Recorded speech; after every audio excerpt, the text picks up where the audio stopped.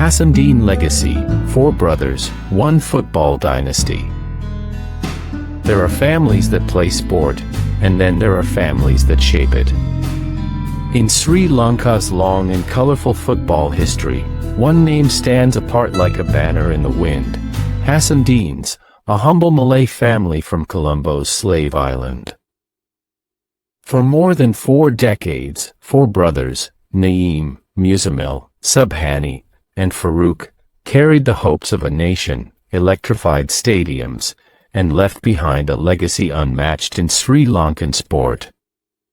Their story is not merely about football. It is about discipline, humility, sacrifice, and a rare, almost sacred devotion to the game. This is their story. The eldest, Naeem Hassandine. The trailblazer. Every dynasty begins with a spark. For the Hassandine family, that spark was Naeem, the eldest, quick-footed, determined, and destined to lead. From the playgrounds of Anderson College in Newnham, Naeem's rise was swift. He wore the blue of Victory SC and Police SC, dazzling crowds as a speedy right-winger whose runs down the flank became the stuff of Colombo folklore. In 1949, he earned the honor every young footballer dreams of, the national jersey, worn against the mighty Jinnah Gymkhana of India. And he kept that place for years. He shared the field with giants, Munna, Bashir Ahmed, T.H. Noor, T.J. Aziz, Shalaya, Abid, names that still echo in the memories of old-timers who watched Sri Lankan football in its golden age. Naeem was the first chapter of a story that would grow larger than anyone imagined. Then came Muzammil Hassandine, Asia's best goalkeeper. If Naeem lit the flame, Muzammil, known simply as Hassim or MM, turned it into a roaring fire. Medium-built, athletic, and blessed with reflexes that defied belief, he became known across the continent as Asia's best goalkeeper, the princely goalkeeper of Ceylon. Behind his boyish smile was a relentless perfectionist, one who trained harder, pushed further, and demanded more of himself than anyone else ever could. A multi-sport prodigy, he excelled in football, athletics, boxing, basketball, and even rugby, representing NCC as a fullback. For 15 uninterrupted years, no local goalkeeper could challenge his supremacy. He dominated not only Sri Lanka, but stadiums across Asia. Presidents and prime ministers, Ayub Khan, Nehru, Tunku Abdul Rahman, Sukarno, personally congratulated him. That was the measure of his brilliance. In 1961, Everton FC of England invited him to join their First Division squad. But he declined, out of love for his country, his fans, and his aging parents. He became the first Ceylonese professional footballer to play in both Pakistan and India, representing Mohammedans SC, Pakistan's national champions. Mysore stayed on their Far East tour, 1963. And then came the record no one else has ever matched. He captained Sri Lanka twice, once as goalkeeper, once as fullback, and won both matches. A feat so rare, it borders on myth.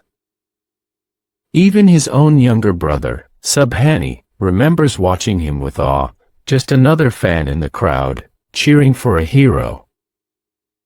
The third, Subhani Hassandine. The scholar, the fighter, the reformer. If Muzammil was the icon, Subhani became the intellectual heart of Sri Lankan football.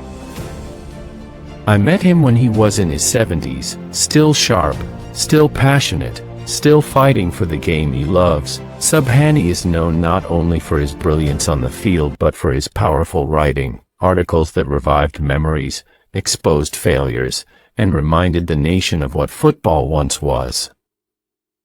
His journey began at age 8, representing Newnham Playground, then Zahira College at 14, and soon the top-tier clubs.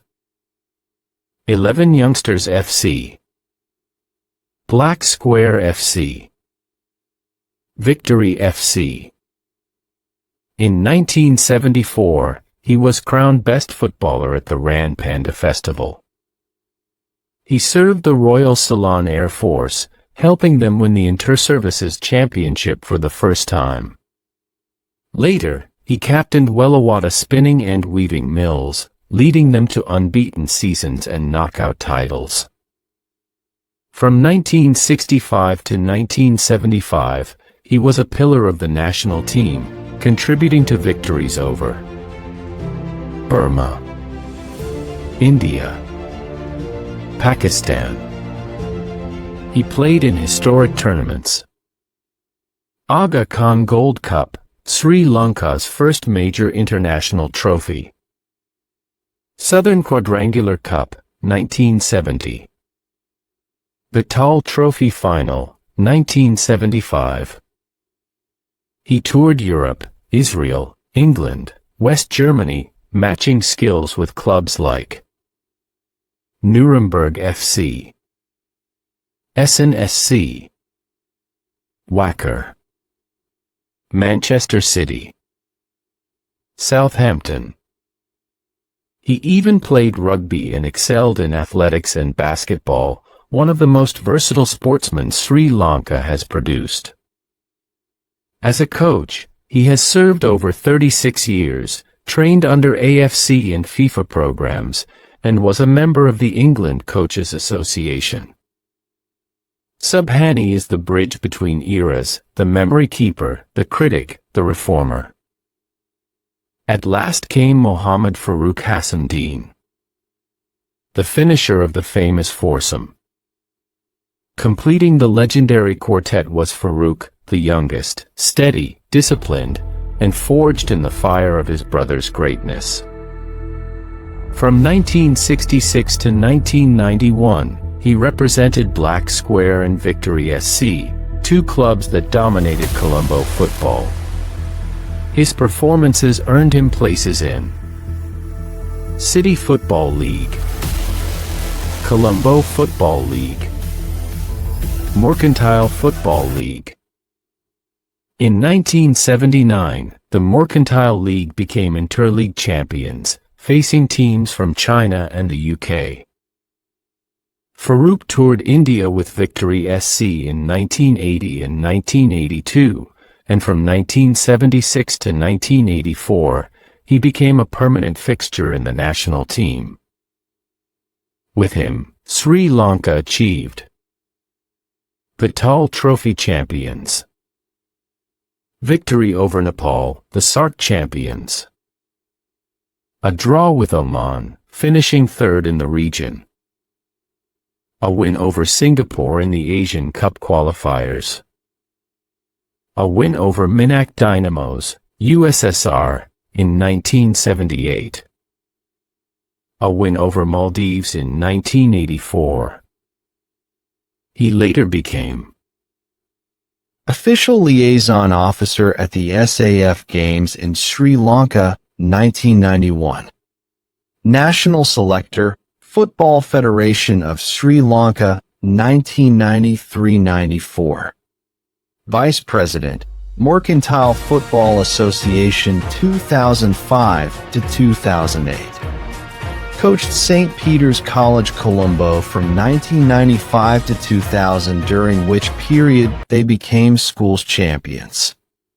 Liaison Officer at the SAF Games. He even represented Sri Lanka in FIFA's development programs and was selected for a FIFA diploma in Brazil, a rare honor. Farooq was the final stroke in a masterpiece of four brothers who carried a nation's pride.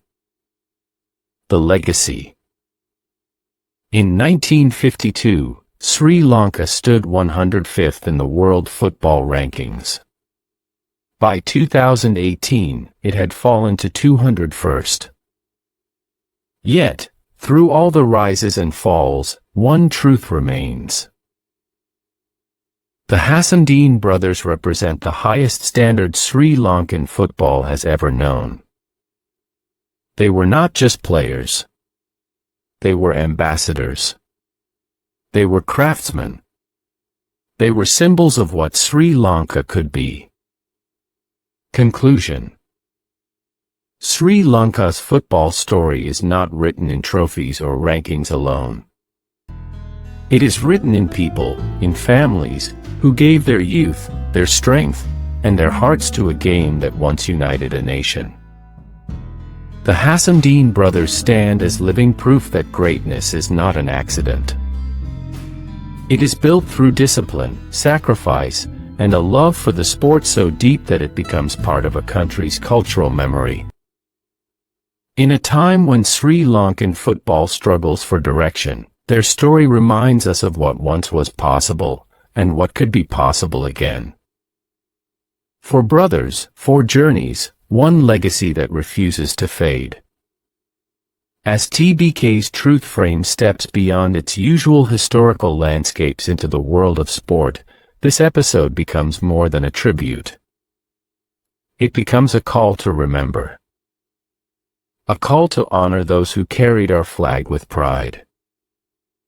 A call to rebuild what has been lost. Because history is not only found in battlefields, revolutions, or political upheavals. Sometimes, it is found on a dusty playground, a roaring stadium, or in the quiet determination of a goalkeeper who turned down England to stay with his people. The Hassandine brothers gave Sri Lanka not just victories, but belief. And belief, once awakened, can change the destiny of a nation. This is TBK's Truth Frame, preserving memory, restoring pride, and reminding us that heroes come in many forms.